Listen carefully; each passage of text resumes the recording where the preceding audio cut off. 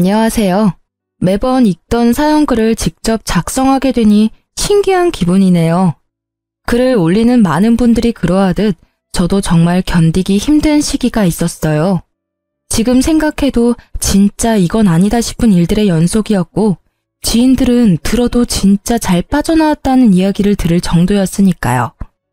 저는 태어날 때부터 약하게 태어났어요. 어릴 때 잔병치레도 많았고 몸도 마른 데다가 연약했죠.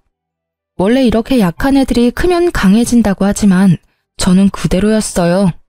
남편을 만난 날도 힘들어서 근처 카페에 앉아있을 때였어요.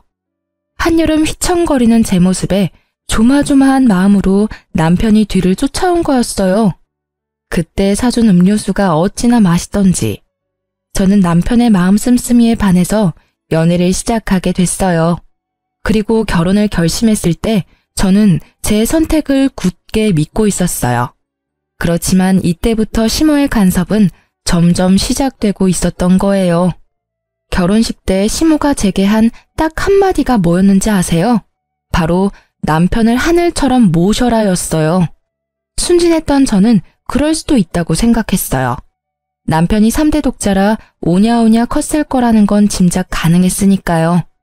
시모의 남편 사랑도 일리 있는 거라고 생각했지만 이게 그렇게 큰 문제가 될 줄은 이때만 해도 몰랐거든요. 그렇게 결혼식을 치르고 신혼집은 남편이 시 외곽에 얻은 작은 평소의 아파트였어요.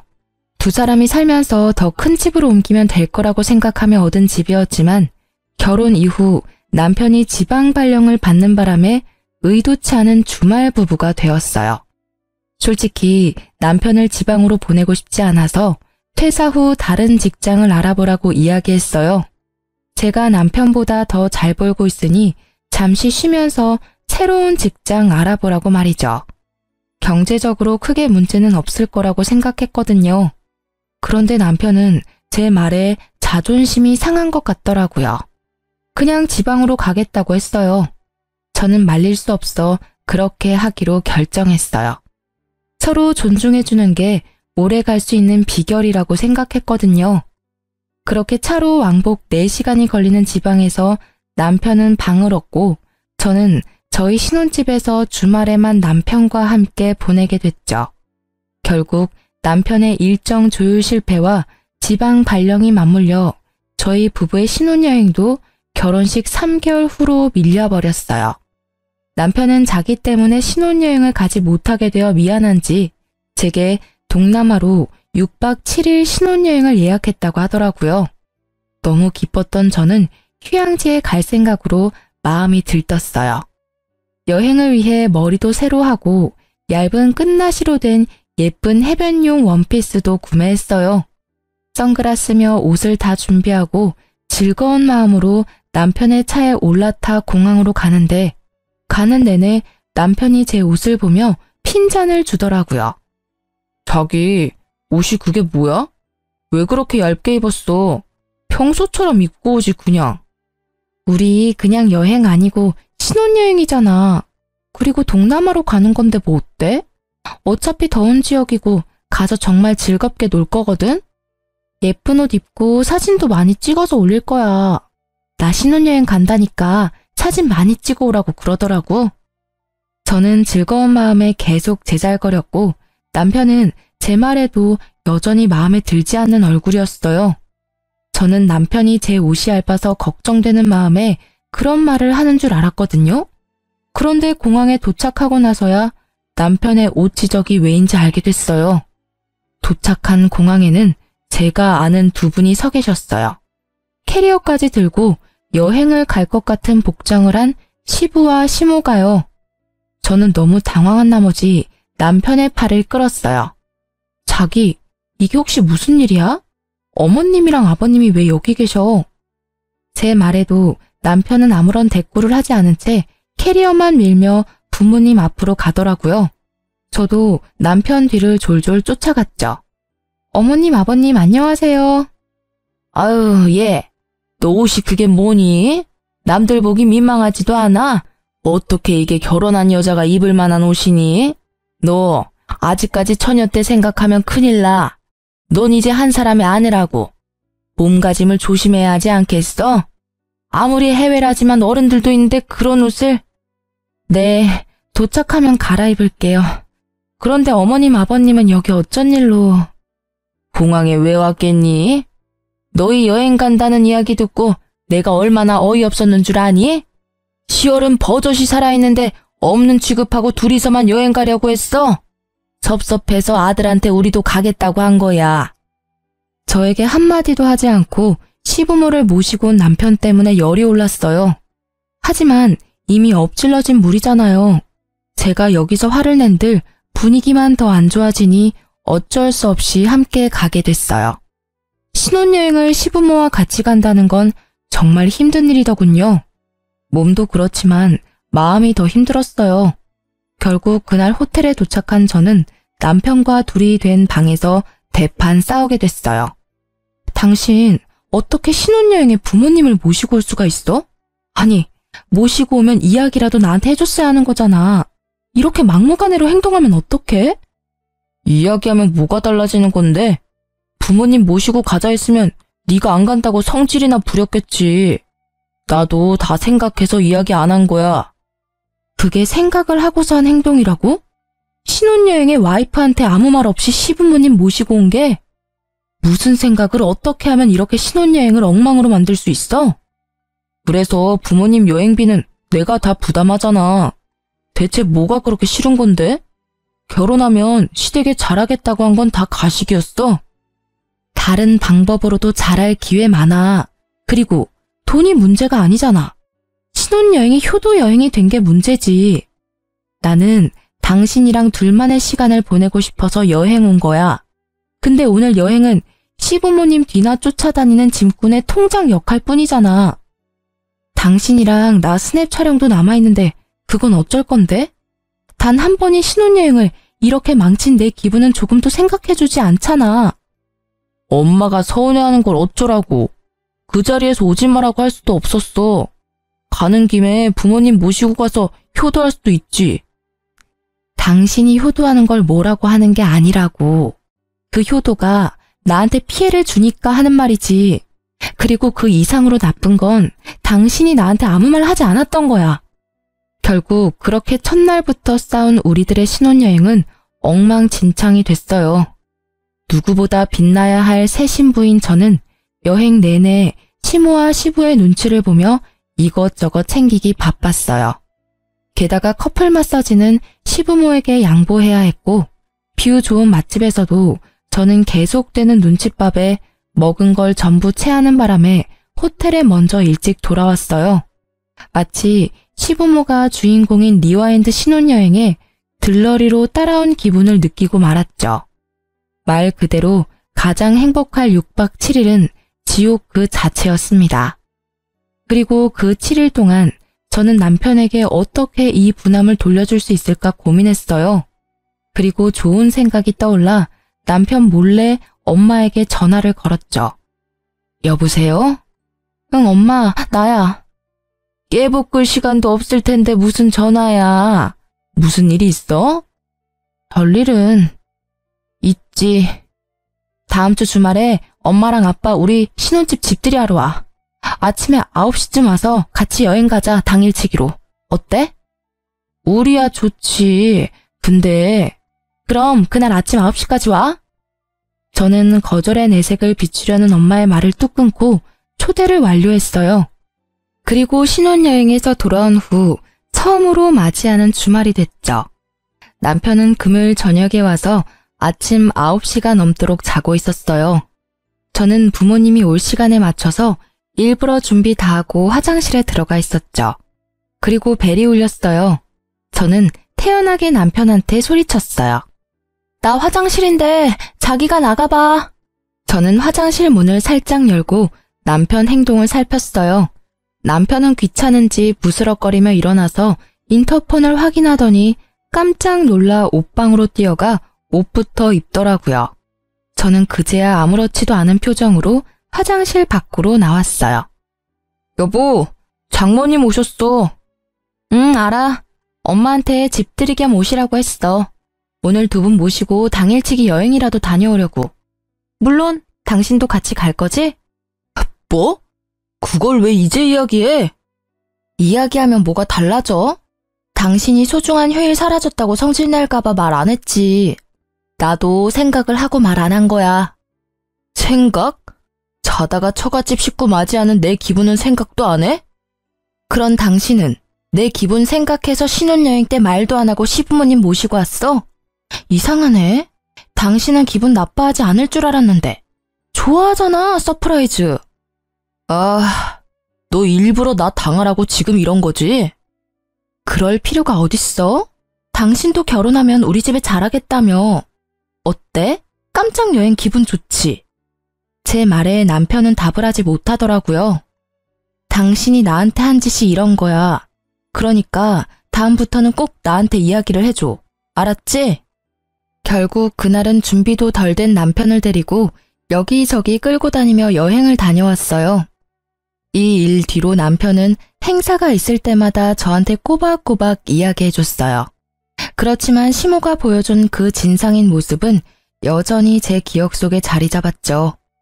결혼 전에는 그렇게 점잖게 보이던 분들이 결혼 후 달라진 모습에 마음도 불편했죠. 그 이후로도 시모와 저의 사이는 그리 좋지 않았어요.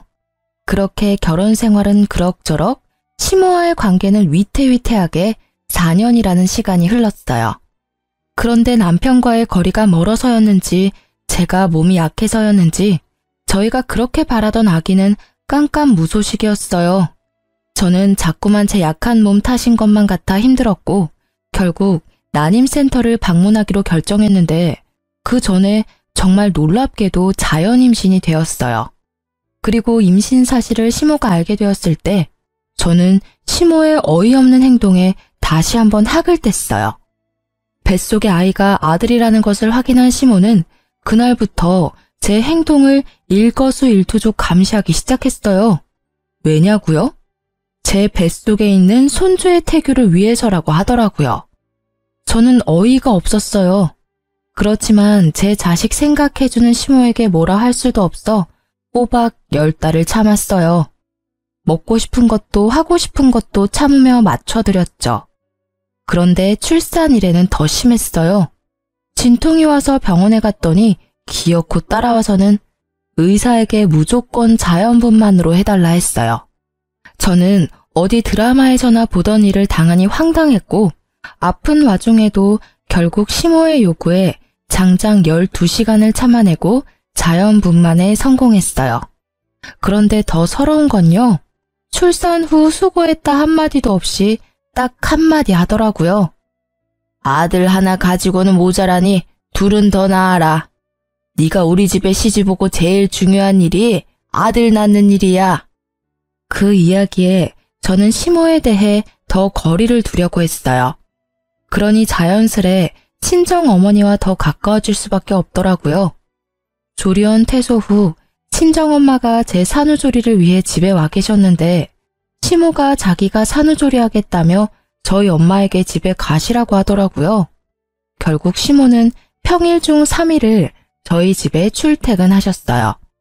게다가 시모는 산후조리를 해야 할 저에게 집안일 시키기만 바빴어요. 몸을 안 움직이면 더 몸이 굳어. 그러니까 많이 움직여라. 애 낳은 게 무슨 벼슬이라고 누워서만 지내? 집안일 정도는 해야 돼. 그러는 본인은 산후조리 해준다는 명목으로 친정엄마까지 내쫓고 들어와서 손주만 안고 우쭈쭈 거리더라고요. 아니 그냥 우쭈쭈 하기만 하면 다행이게요. 100일도 안 된 애를 안고는 제 욕하기 바쁘더라고요. 애 꼴이 이게 뭐냐? 에구 우리 영훈이 땀냄새가 많이 나네. 네 엄마가 이런 것도 안 시켜줘? 너무하네. 그치? 엄마 정말 나쁜 엄마다. 그치? 이 할미가 다 해줄 테니까 조금만 참아라. 네 엄마는 뭐 할 줄 아는 게 없어요. 회사만 좋은 데 다니면 뭐하니? 애도 못 보고 집안일도 못하는 반쪽짜리 엄만데. 그치? 이런 식으로요. 저는 시모가 아이에게 들려주는 제 욕에 스트레스를 받아 쉴 때도 편하게 쉬지를 못했어요. 그리고 제가 이혼을 결심한 그날도 시모의 강요로 나오지도 않는 젖을 아이에게 물려주고 있었어요. 남편은 전날 친구들과 모임하고 늦게 들어와 주말 아침 9시가 넘었는데도 자빠져 자고 있더라고요.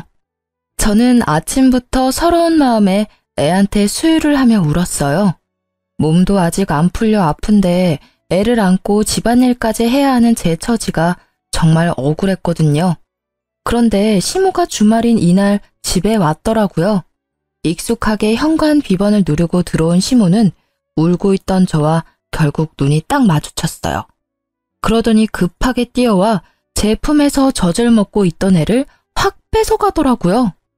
너 어떻게 애를 안고 울 수가 있어? 어? 우리 손주한테 나쁜 영향이라도 미치면 네가 책임질 거야? 웃겨서 정말. 아이고, 우리 영훈이 놀랐어요. 젖 잘 먹다가 못 먹은 애는 울고 시모는 멍한 저를 째려보며 소리치더라고요. 넌 뭘 했다고 아침부터 눈물바람이야? 누가 보면 내가 대단한 시집살이라도 시킨 줄 알겠어. 우리 때였으면 너 지금 당장이라도 소박 맞고 친정에 돌아가야 했어. 알아? 그런 게 아니라 몸이 너무 안 좋아서 그랬어요. 그리고 저 잘 먹는 애를 뺏어가시면 어떡해요? 몸이 아파? 그런 것도 못 참으면 어떻게 엄마 노릇을 할 수 있어? 애 보면서 참고 또 참아야지. 어딜 애 앞에서 눈물이나 질질 흘려? 너 이럴 거면 내가 우리 영훈이 데려가서 키울 테니까 넌 모유나 짜놔. 애 보기 싫어서 쇼하는 거 보니 내 어이가 없어서 저런 것도 며느리라고 보고 있어야 하니 내 속에서 열불이 다 나네. 어머니, 말씀이 좀 너무하시네요. 애 때문에 온 거 아니에요. 남편이 있어도 독박 육아해야 하는 게 힘들고 어머니가 매번 산후조리 해준다고 오셔서는 저한테 일 다 시키셔서 몸이 힘들어서 온 거예요. 산후조리라는 말이 무슨 의미인지는 아세요? 그냥 이러실 거면 저희 친정 어머니한테 부탁할게요. 네가 뭐가 힘들어? 내가 모를 줄 알아? 너 주말에는 우리 아들한테 일 다 시켜 먹는다며. 애 기저귀 갈고 밥도 하게 하고. 걔가 그냥 아들이니? 3대 독자야, 3대 독자. 나도 손에 물 하나 묻힌 적 없이 귀하게 키운 아들인데 네가 뭔데 내 아들을 그렇게 힘들게 해? 이럴 줄 알았으면 나 너랑 우리 아들 결혼 안 시켰어. 네 시부가 지방 가 있었으면 나는 이틀에 한 번씩 반찬 가지고 가서 밥 해놓고 왔을 거야. 그런 것도 못하는 애가 어디서 힘들다고 투정이야?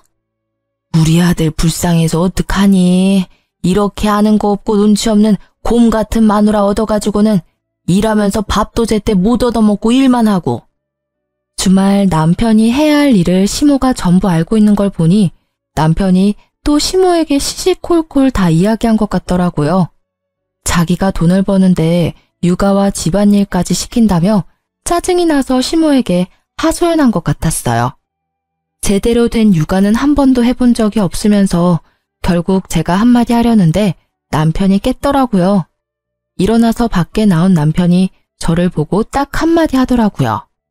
너 또 뭐 잘못했어? 그 이야기를 듣자마자 저는 이 현장에 내 편은 없고 남의 편만 있다는 걸 깨달았어요.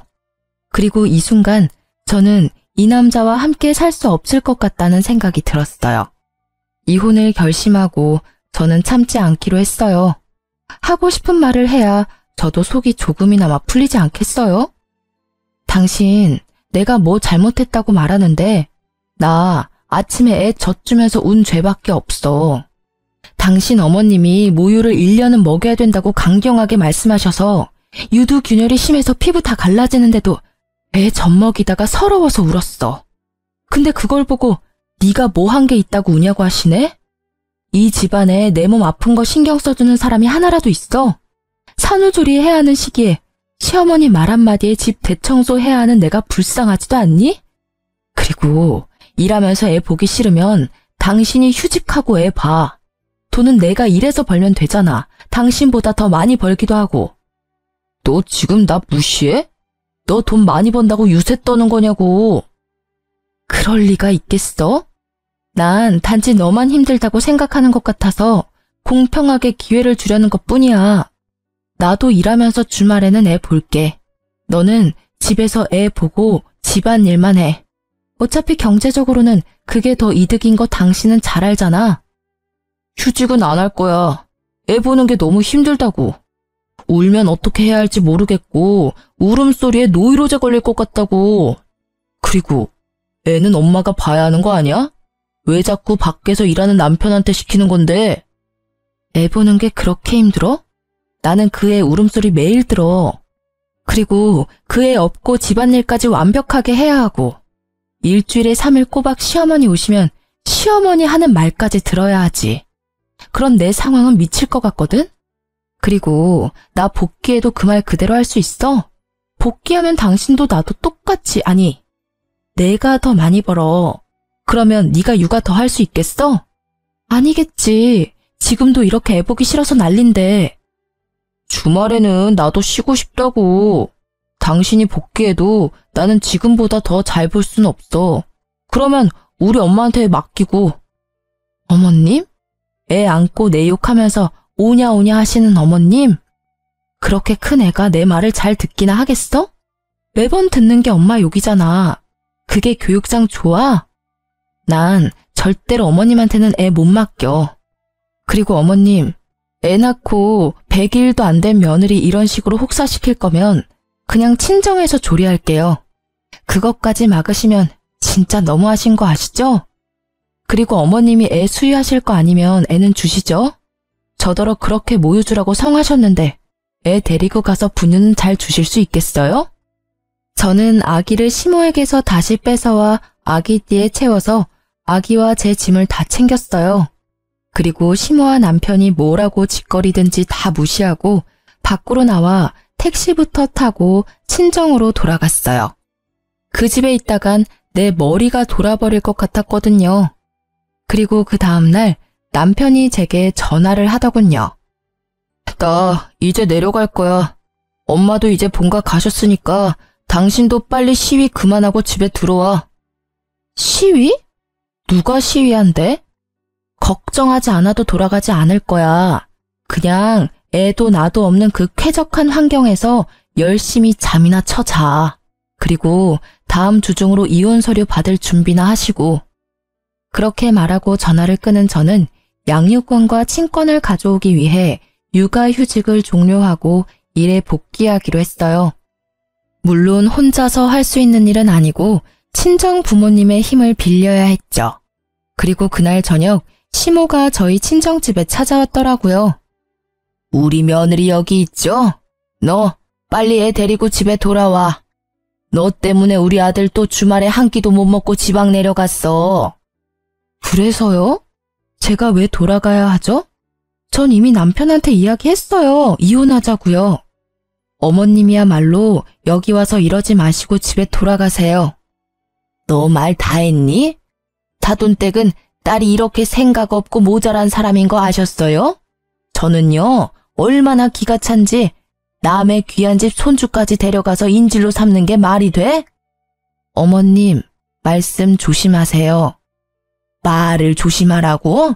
내가 왜 그래야 되는데? 내 귀한 손주 뺏긴 것도 억울해 죽겠는데 너한테 고운 말이 나오겠어? 그래, 차라리 잘 됐다. 이혼하고 소송하면 우리 집으로 우리 영훈이 데리고 올 거야. 어디 4대 독자를 데려가려고? 너 산후조리 운운하더니 일부러 애 데리고 가려고 쇼한 거 아니니? 그게 아니고서야 지금은 어떻게 이렇게 멀쩡해?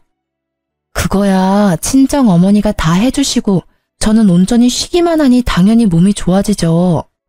어머님은 산후조리 하러 오셔놓고는 일 시키기만 바쁘셨잖아요. 그리고 저희 부모님은 상식적인 분이시라 어머님의 그런 구식 시집살이는 이해 못하시거든요. 그러니까 동의를 구하듯이 제 욕은 하지 말아주세요. 그리고 한마디만 더 붙이자면 지금 하시는 말들은 저희 집 홈캠에 다 저장되고 있어요. 그리고 저희 신혼집에서 하신 말들도 다 홈캠에 저장되어 있고요. 그러니까 말을 아끼세요. 지금까지 모은 것들만 해도 이혼 사유는 충분하니까요. 제 말에 시모는 입을 꾹 닫아버리더라고요. 시모가 오기 전 이혼 전문가를 만나 상담했었거든요. 부부 갈등이 너무 심해서 정신적 충격이 크면 남편에게 청구하는 이혼 소송과는 별도로 시모에게도 위자료 청구를 할 수 있대요. 물론 증거나 정황이 정확해야 한다고 했고 저는 워낙 증거가 차고 넘쳐서 가능할 것 같다고 하더군요. 시모가 아이를 뺏기지 않으려 했지만 경제적 능력, 남편의 육아 소홀, 시모의 교육이 아이에게 좋지 못한 점 등이 복합적으로 작용해 이혼 소송은 무사히 제게 유리하게 진행됐어요. 제가 원하던 친권과 양육권도 가져왔어요. 남편과 시모에게서는 위자료를 받을 수 있었지만 양육비만큼은 남편이 제게 보내지 않더라고요. 거의 3년이 넘는 동안이나 말이죠. 그렇지만 저는 그에 대해 따로 생각이 있었기에 주지 않으면 주지 않은 대로 그냥 놔뒀어요. 물론 재촉 문자는 했었죠. 하지만 아이에 대해 별 애정이 없는 그 남자가 양육비를 줄 리는 없었죠. 4대 독자라도 본인은 귀한 줄 몰라요. 면접 교섭권을 한 번도 쓴 적 없었으니까요. 애는 다시 가지면 된다는 생각이나 하고 있을 거예요. 그저 시모나 전전긍긍일 뿐이지. 그리고 이혼 후 3년째 되는 해에 저는 이미 새로운 남자와 재혼한 지 2년이 조금 안 되는 상태였어요. 그리고 재혼한 현 남편과의 상의를 통해 제 아들을 재혼남의 호적에 넣을 수 있는 친양자 입양을 신청하기로 했어요. 제가 생각했던 게 바로 이거였어요.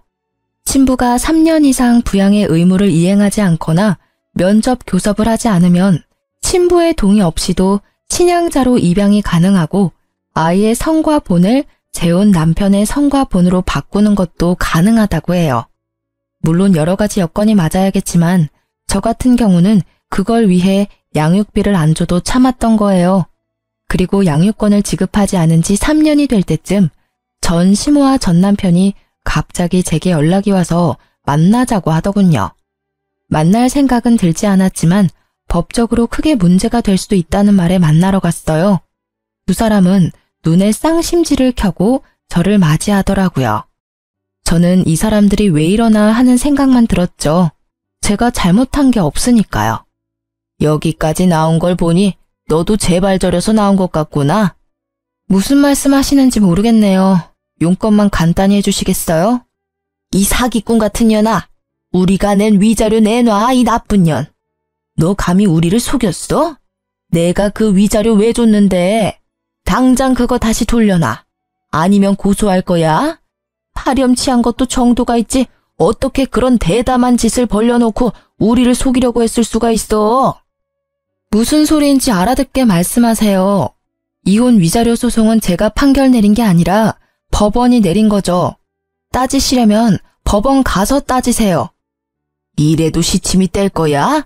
정말 치가 떨려서 네가 진짜 못된 년이라는 건 이미 알고 있었지만 이렇게 대담하게 우리를 속일 줄이야. 그러면서 시모가 내민 것은 몇 장의 종이였어요. 들고 상세히 읽어보니 그건 바로 전 남편의 무정자증에 관한 결과지였어요. 정자수가 현저히 부족해서 자연적으로는 임신이 많이 어렵고 정상 정자수도 적다는 내용의 검사 결과지였어요. 그걸 보니 딱 답이 나오더라고요. 이 사람들은 내가 결혼 중 외도를 해서 애를 낳았다고 생각하는 거였어요. 정말 천박하기도 하죠. 그런 생각을 어떻게 감히 할 수 있으며 최소한의 검사도 없이 바로 단정지어 말할 수 있을까요? 제 상식으로는 도무지 이해가 되지 않는 행동이었어요. 네 거짓말과 외도는 이미 들통났어. 어디서 어떤 남자를 만나서 애를 만들었는지 모르지만 그 더러운 애새끼를 내 손주라고 생각하게 만들다니. 이렇게 결과를 듣기 전까지는 몰랐지. 그래, 아무리 봐도 우리 아들과 닮은 구석이 없었어. 그때 알아봤어야 했는데. 너 일부러 위자료 받아 처먹으려고 애 낳은 거지? 당장 우리한테서 가져간 위자료 내놔. 알고 보니 전 남편도 저와 비슷한 시기에 재혼을 했는데 시모가 임신하라고 그렇게 난리치는데도 애가 안 생겨서 병원을 갔다가 무정자증 진단을 받아왔다고 하더라고요. 저는 너무 웃겼어요. 착각하고 있는 이 사람들에게 진실을 알려주기로 했어요. 물론 씨알도 먹히지 않을 걸 알지만 사실 그걸 바라는 거기도 했고요. 두 사람이 뭘 상상한지는 알겠지만 저는 정말 맹세코 바람핀 적 없어요. 그리고 이 애는 당신 애야. 그건 바뀔 일은 없어. 당신도 알잖아. 내가 얼마나 가정에 충실했는지. 거짓말하지 마. 얘 또 어디서 사람을 속이려 들어? 내 자식도 아닌 애 때문에 위자료를 얼마나 줬는지 알기나 해? 천박한 몸뚱아리 굴려서 어디서 더러운 씨앗이나 받아서 만든 애를 감히 내 아이라고 속여? 그래, 언제까지 속일 수 있을 줄 알았어? 이래서 내가 양육비를 안 준 거야. 내 새끼도 아닌데 내 돈을 왜 줘? 웃기지도 않는 말을 하는 전 남편을 보며 저는 차분하게 말했어요. 정말 그 애가 당신 애가 아니라고 생각해? 그럼 우리 애는 이제 더 이상 필요 없어? 필요 없어. 피 한 방울 안 섞인 남의 아이가 왜 필요해? 당신이 그렇게 생각하면 하늘 수 없네. 그러면 애 호적 옮기는 건 동의해 줄 수 있지? 원래 당신 동의 없이도 옮길 수 있는데 어차피 당신이 당신의 아니라고 하니 괜찮잖아. 옮겨줘도. 그러면 당신은 애 없는 거나 마찬가지고, 안 그래? 당연하지. 그건 동의해주면 내 아이는 없는 게 되니까 양육비는 안 줘도 되지? 결국 그게 목적이었더라고요. 이 나쁜 놈은. 지 자식한테 드는 돈이 아까워서 돈 한 푼을 안 준 쫌생이 같은 인간이었어요. 그건 내가 변호사랑 잘 이야기해볼게. 그리고 나중에 애 돌려달라고 하지 마. 그건 꼭 지켜줬으면 좋겠어. 어차피 돌려줄 생각도 없지만. 내 쪽에서 할 말이거든. 혹여라도 나한테 애 맡기려고 하기만 해봐. 절대로 안 받아줄 거니까. 남의 새끼를 내가 왜 키워? 저는 전 남편에게서 동의서를 받았어요. 그래, 그럼 잘 됐네. 자, 가서 서류 작성하자. 그리고 내가 한마디 하는데 그 위자료는 당신들이 잘못해서 혼인이 파탄에 이른 걸 법원이 인정했기 때문에 당신들이 나한테 지불한 거야. 애랑은 전혀 상관이 없지. 그리고 고소하고 싶으면 적어도 내가 외도를 했다는 증거를 가지고 와야 되는 거 아니야? 말로는 누가 무슨 말이든 못해. 시간 줄 테니까 내가 외도했다는 증거 가져와. 그러면서 소송이든 뭐든 다 받아줄 테니까. 뭐 지금 당장 그렇게 가도 분명 변호사도 나랑 똑같이 증거가 있어야 된다고 말할걸? 잘 찾아봐. 있다면 말이지. 그리고 전 남편이 애타게 제 외도 증거를 찾는 동안 저는 아이의 호적이 재혼한 남편 밑으로 들어가는 걸 목이 빠져라 기다리고 있었어요. 그리고 드디어 아이가 재혼 남편의 성과 본으로 바뀐 날, 저는 아이를 데리고 전 남편과 전 시모를 만나러 갔어요. 전 시모와 전 남편은 아이를 무시무시한 눈으로 쏘아보더라고요. 저는 두 사람에게 말했어요. 두 분 다 고생하시죠? 제 외도 증거 찾으려니 힘드실 거예요. 그래서 일 좀 쉽게 해드리려고요. 제 애가 다른 남자애면 소송하기 쉬울 테니 친자 검사 한번 해보세요. 애가 친자가 아니면 소송 가능하지 않겠어요? 제 말에 전 남편과 전 시모의 눈이 동그래지더라고요. 이때까지 만나자고 해도 절대 만나주지 않던 제가 아이 상피세포 채취까지 해주겠다고 하니 어안이 벙벙한 모습이었어요. 저는 두 사람이 보는 앞에서 아이 입안을 면봉으로 쓱쓱 문질러 봉투에 바로 넣어 두 사람에게 전해줬어요. 검사해봐. 어차피 더 이상 찾아볼 곳도 없잖아. 안 그래? 제 말에 그 둘은 웃으며 나가더라고요. 혹여나 위자료를 돌려받을 수 있다거나 소송에서 이겨서 돈을 받아낼 수 있을 거라는 생각을 했을지도 몰라요. 그리고 며칠 후 제 전화기에서는 불이 나기 시작했어요. 제가 전화를 받지 못하자 전 시모와 전 남편은 친정집까지 쫓아왔더라고요. 저는 친정엄마 전화에 불이 나게 친정으로 달려갔어요. 이미 한바탕 난리를 친 건지 전 시모 얼굴이 엉망이더라고요. 너 어떻게 이럴 수가 있어? 어떻게 천륜을 끊어먹고도 네가 무사할 줄 알아?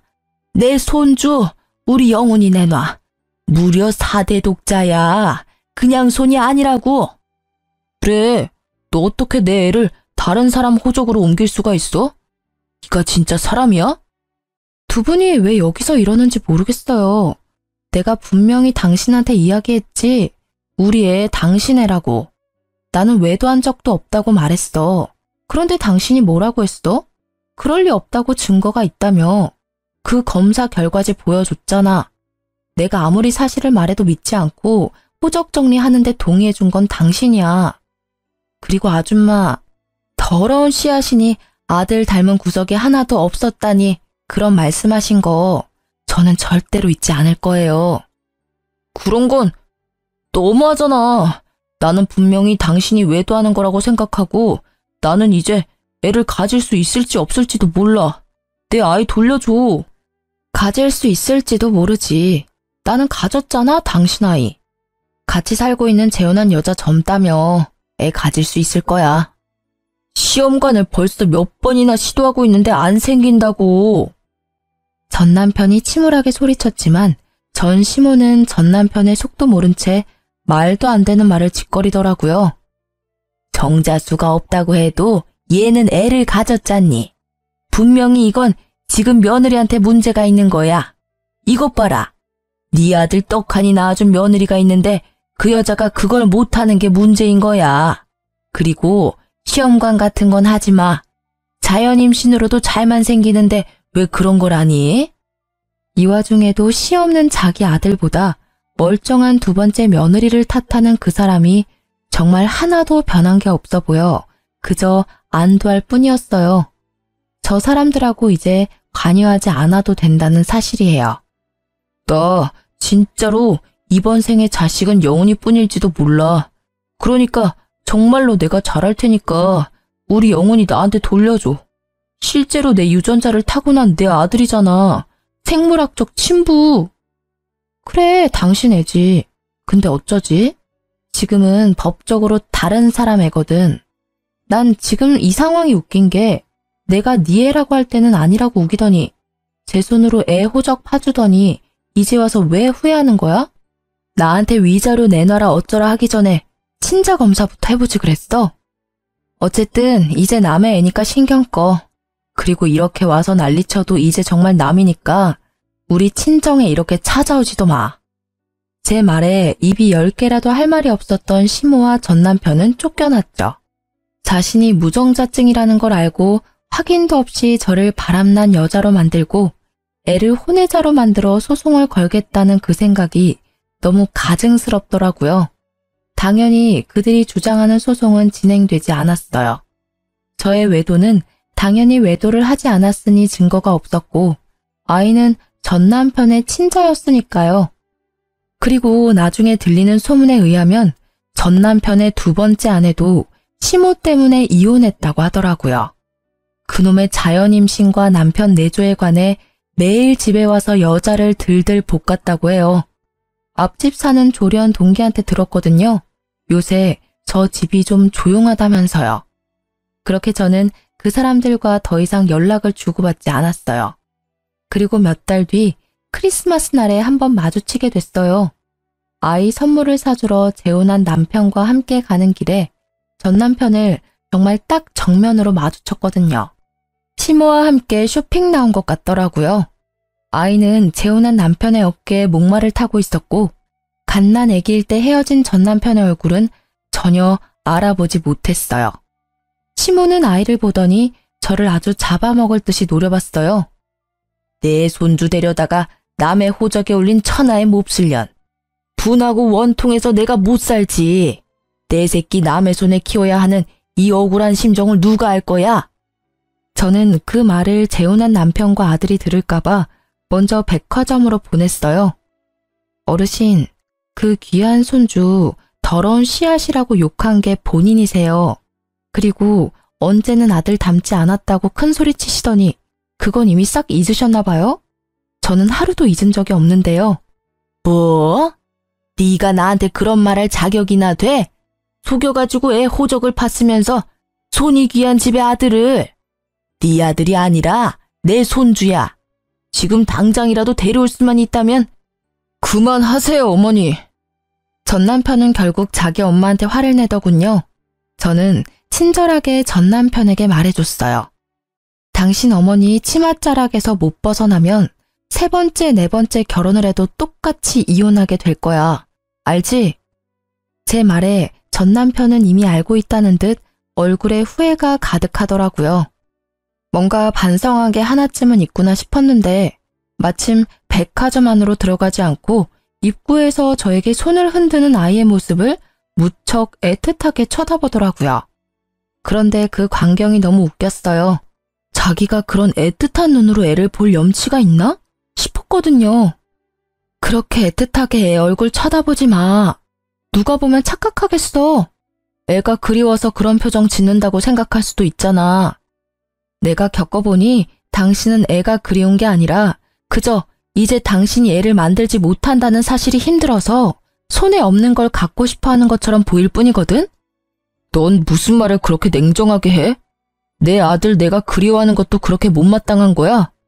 내 자식 남의 아들로 만든 것도 모자라서 나를 부성애도 없는 모지리로 만들어? 네가 다 이렇게 만든 거잖아.